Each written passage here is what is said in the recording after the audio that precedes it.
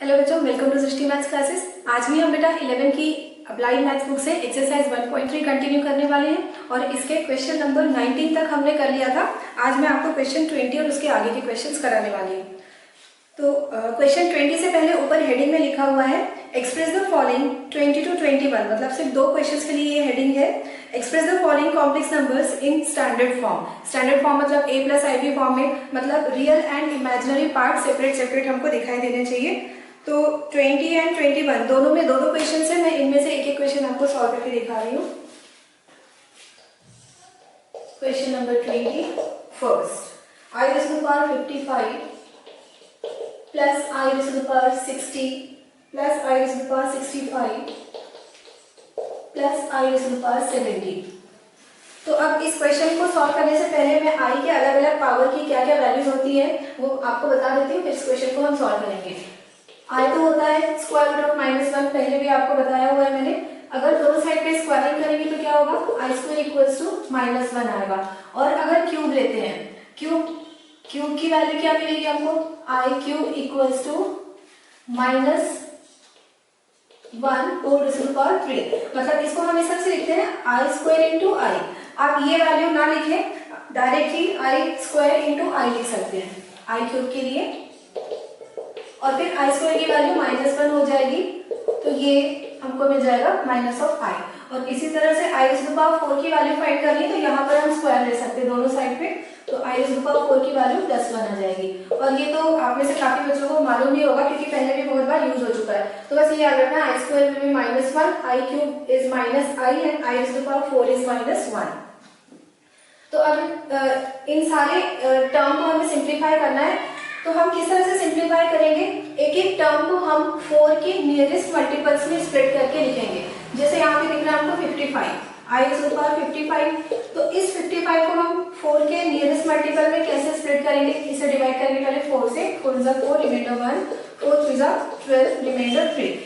So 55 can be written as 13 into 4 plus 3। यहाँ पर मैंने डिवीजन एल्गोरिथम अप्लाई कर दिया है, dividend equals to divisor into quotient plus remainder. तो ये जो i के पावर में 55 है, इसको हम 4 into 13 plus 3, इस तरह से मैंने 4 के नियरेस्ट मल्टीपल में स्प्लिट किया इसे, और हम इसे लिखेंगे 4 i to the power 4, 4 to the power 13 plus 3। तो ये जो अलग से +3 है पावर में, इसे हम i क्यूब इस तरह से लिखेंगे। और अब i to the power 4 की वैल्यू आपने देख ही ली क्या होती है, i to the power 4 is +1, 1 to the power 13 into I cube is -i। 1 पे कोई सा भी एक्सपेरिमेंट तो आंसर 1 ही आता है, तो ये वैल्यू मिल जाएगी हमको -i। लेकिन बेटा क्वेश्चन में हेडिंग में लिखा हुआ था कि इन्हें सिंप्लीफाई करके फिर स्टैंडर्ड फॉर्म में भी हमको लिखना है। स्टैंडर्ड फॉर्म मतलब a प्लस आई बी, तो इसे हम लिखेंगे 0 -i, क्योंकि इस नंबर का रियल पार्ट कुछ भी नहीं है तो वहां पर हमको 0 लेना पड़ेगा, और इमेजिनरी पार्ट है -1। तो ये 20 का फर्स्ट पार्ट हमने किया। अब क्वेश्चन नंबर 21 देखेंगे, और इसका भी मैं फर्स्ट पार्ट सॉल्व करा रही हूँ, इसमें भी दो क्वेश्चंस हैं।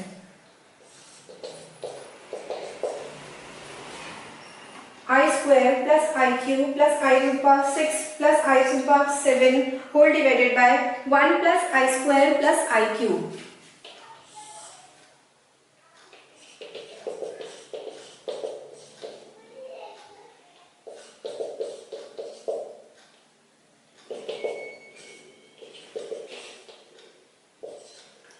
इसे आपको सिंप्लीफाई करना है और a प्लस आई बी में एक्सप्रेस करना है।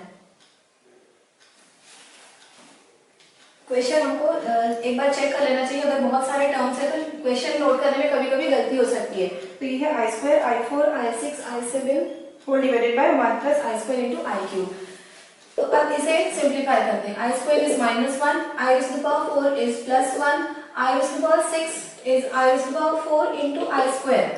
6 पावर को हमने इस तरह से पहले 4 + 2 में 6 को स्प्लिट करेंगे, फिर I to the power 4 into I square हो जाएगा ये, और इसी तरह से आई टू द पावर 7 को भी पहले 4 + 3 में स्प्लिट कर लेंगे, और फिर आई 4 इंटू आई क्यूब इस तरह से लिखेंगे। Denominator 1 plus I square plus I cube. ये दोनों टर्म्स कैंसिल हो गए। I to the power 4 is +1 into I square is -1 plus I to the power 4 into I cube. इस तरह की सिचुएशन में हम लॉ ऑफ एक्सपोनेंट अप्लाई करते हैं। एक ही बेस पे अगर इस तरह से कोई एक्सपोनेंट्स एडिशन के फॉर्म में लिखे हुए हैं तो हम बेस को 2 टाइम्स लिखकर उनके बीच में मल्टीप्लिकेशन का साइन अप्लाई करते हैं और ये दोनों सेपरेट सेपरेट पावर में आ जाते हैं। तो ये हो गया I raise to power 4 into I cube और डिनोमिनेटर देखते हैं क्या आ रहा है 1 माइनस 1 एंड माइनस आई। तो न्यूमरेटर में ये वैल्यू हमको मिल रही है -1, यहाँ पे जो आई टू पावर 6 था उसकी वैल्यू मिल रही है -1 प्लस ये तो +1 हो जाएगा और ये हो जाता है minus of I. Denominator +1 -1 cancel और ये आ रहा है माइनस ऑफ आई। लेकिन स्टैंडर्ड फॉर्म में लिखना है तो डिनोमिनेटर में इमेजिनरी नंबर नहीं होना चाहिए। तो इस इमेजिनरी नंबर को हटाने के लिए हम आई मल्टीप्लाई और डिवाइड कर देंगे, मतलब न्यूमरेटर और डिनोमिनेटर में आई को मल्टीप्लाई कर देना है। तो डिनोमिनेटर होगा -i² और न्यूमरेटर में i इंटू -1 माइनस आई, फिर ये प्लस माइनस माइनस i²। इसे और सिंप्लीफाई करेंगे i² is -1 so minus minus +1। तो ये हमारा रियल पार्ट आ रहा है और यहाँ पे है -i और डिनोमिनेटर i² की वैल्यू -1 होती है तो यहाँ भी माइनस माइनस +1 हो जाएगा। तो डिनोमिनेटर 1 हो गया। तो इसका ये मतलब है कि ये नंबर स्टैंडर्ड फॉर्म में रिप्रेजेंट हो गया जिसका रियल पार्ट +1 और इमेजिनरी पार्ट -1। 21 का ये फर्स्ट पार्ट कंप्लीट कराने के बाद क्वेश्चन 20 का फर्स्ट पार्ट भी मैं अभी कंप्लीट करा देती हूँ क्योंकि मैं अभी थोड़ी देर पहले भूल गई थी। मैंने सिर्फ फर्स्ट टर्म को ही सिंप्लीफाई किया था, अभी ये बाकी के टर्म्स भी सिंप्लीफाई करना बाकी है। तो देखते हैं सबकी क्या क्या वैल्यूज आ रही है। आई रेज़ टू पावर 55 की वैल्यू मिली हमको -i। फर्स्ट टर्म सिंप्लीफाई कर लिया हमने, जो मिला है हमको -i और अब इसको सॉल्व करते हैं आई रेज़ टू पावर 60। तो 60 को हम 4 के नियरेस्ट मल्टीपल में फैक्टराइज करके लिखेंगे 4 into 15, 15 4 60, i raise to power 4 whole raise to power 15, i raise to power 4 is +1, 1 raise to power 15 equals to 1 और आई रेज़ टू पावर 65 इसकी वैल्यू देखेंगे क्या होती है। इसे अब स्प्लिट करना है तो ये होता है 16 4 64 प्लस 1, 64 प्लस 1 इस तरह से स्प्लिट किया मैंने और 64 को क्या लिख सकते हैं I raise to power 4 whole 16 into I. ये जो +1 है अलग से वो इस तरह से मल्टीप्लाई होकर आ जाता है। यहाँ पर ये लॉ यूज होता है, अगर आपको नहीं समझ में आ रहा होगा तो ये इसमें देख सकते हैं आप x raise to power m into x raise to power n। इस तरह से ये जो लॉज ऑफ एक्सपोनेंट्स ये बिल्कुल बेसिक चीज बेटा 7 से ही बच्चे पढ़ने लगते हैं, इसलिए मैं इसको बार बार एक्सप्लेन नहीं कर रही, मैं इसे डायरेक्टली अप्लाई कर रही हूँ क्योंकि 7th 8th 9th सारी क्लासेस में यूज हो चुका होता है। तो आई रेज़ टू पावर 4 की वैल्यू मिल गई हमको +1 और उस पर जब पावर 16 लगेगा तो भी आंसर +1 आएगा। तो फाइनली हमको ये जो थर्ड टर्म है इसकी वैल्यू मिल रही है +i और आई रेज़ टू पावर 70 इसे भी सिंप्लीफाई करते हैं तो 70 को किस तरह से स्प्लिट करेंगे, ये हो जाएगा 70 4 68 plus 2, 68 plus 2, 68 is 4 whole raise to power 70 into फिर से वही जो +2 है उसको अलग से मैं i² इस तरह से लिख रही हूँ। ये पूरी वैल्यू +1 हो जाएगी। अभी हमने देख लिया बहुत सारे टर्म्स सिंप्लीफाई किए तो ये +1 और 1 पे कोई सा भी एक्सपोनेंट होता है तो आंसर 1 आता है एंड i² इज -1। अब ये 4 टर्म्स जिनकी वैल्यूज हमको मिल चुकी है इन्हें हम सिंप्लीफाई कर लेते हैं।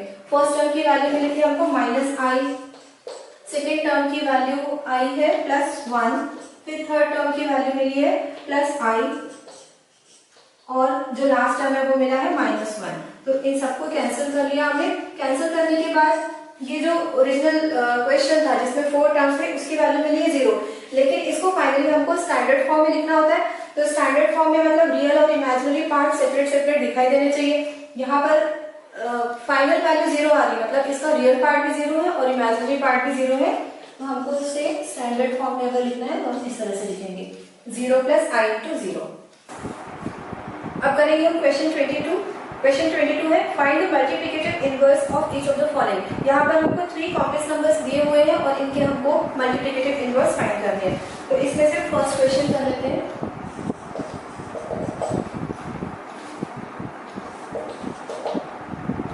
तो ये फर्स्ट वैल्यू लिखी हुई है 2 - 3i, कॉम्प्लेक्स नंबर है और इसका हमें फाइंड करना है multiplicative inverse. Inverse of 2 - 3i is 1/2 - 3i। बस हमको रेसिप्रोकेट करना है तो मल्टीप्लिकेटिव इनवर्स मिल जाता है। तो ये मल्टीप्लिकेटिव इनवर्स मिल तो गया है, लेकिन इसको हमें स्टैंडर्ड फॉर्म में भी रिप्रेजेंट करना होगा। तो उसके लिए डिनोमिनेटर में ये जो कॉम्प्लेक्स नंबर है इसका कॉन्जुगेट लेकर हमें मल्टीप्लाई और डिवाइड करना होगा। तो इसका कॉन्जुगेट क्या आएगा? 2 + 3i, 2 + 3i। सिर्फ इमेजिनरी पार्ट का साइन चेंज करने से कॉन्जुगेट मिल जाता है। तो मैंने 2 + 3i लेकर न्यूमरेटर में मल्टीप्लाई किया और डिनोमिनेटर में भी मल्टीप्लाई कर देंगे। न्यूमरेटर 2 + 3i और डिनोमिनेटर में क्या होगा? a - b × a + b identity use होगी, और इस आइडेंटिटी का राइट हैंड साइड होता है a² - b², तो 2² - 3i द होल स्क्वायर, ये आ जाएगा। 2 + 3i न्यूमरेटर में है और डिनोमिनेटर क्या है? 4, 9, 3² की वैल्यू 9 आएगी। फिर यहाँ पे माइनस साइन है, लेकिन i² खुद भी नेगेटिव होता है, i² की वैल्यू -1 आती है, तो इस तरह से यहाँ पे माइनस माइनस +9 हो जाएगा। 2 + 3i अपॉन 4 + 9 13, और अब इसको स्टैंडर्ड फॉर्म में रिप्रेजेंट कर लेते हैं। 2/13 real part plus 3/13 into i, ये इमेजिनरी पार्ट है। क्वेश्चन 22 के बाद क्वेश्चन 23 में 3 क्वेश्चंस हैं, और इस क्वेश्चन की हेडिंग है बेटा express the following complex numbers in the form a + ib। मतलब अभी हमको क्या करना है, जो भी एक्सप्रेशन लिखा हुआ है उसको स्टैंडर्ड फॉर्म में रिप्रेजेंट करना है। तो इसमें से हम थर्ड क्वेश्चन कर लेते हैं। Question 23, question number 3। 2 + 3i the whole square upon 2 + i। तो यहाँ पर मैंने 2 + 3i का whole square, a + b whole square identity use करते हुए इसे एक्सपैंड कर लेंगे। तो ये आइडेंटिटी होती है a + b whole square = a² + 2ab + b²। तो अब मैं इस न्यूमरेटर को एक्सपैंड करके लिख रही हूँ 2² + 2 × 2 × 3i + 3i the whole square, और डिनोमिनेटर 2 + i। डिनोमिनेटर को फिलहाल हम एज इट इज रखेंगे, सिर्फ मैं न्यूमरेटर सिंप्लीफाई कर रही हूँ। तो अभी क्या क्या वैल्यूज मिलने वाली है हमको? 4 + 2 = 4 and 4 = 12, 12i is the middle term, और थर्ड टर्म की वैल्यू क्या आएगी? 9 × i², और i² -1 होता है, तो इस तरह से हमको यहाँ पे -9 मिलने वाला है। 4 - 9, 4 - 9, ये दोनों रियल पार्ट है, तो इसलिए मैंने उनको एक साथ ले लिया 4 और -9 को, और ये इमेजिनरी पार्ट वाला टर्म लास्ट में लिखेंगे 2 = 4 and 4 = 12i।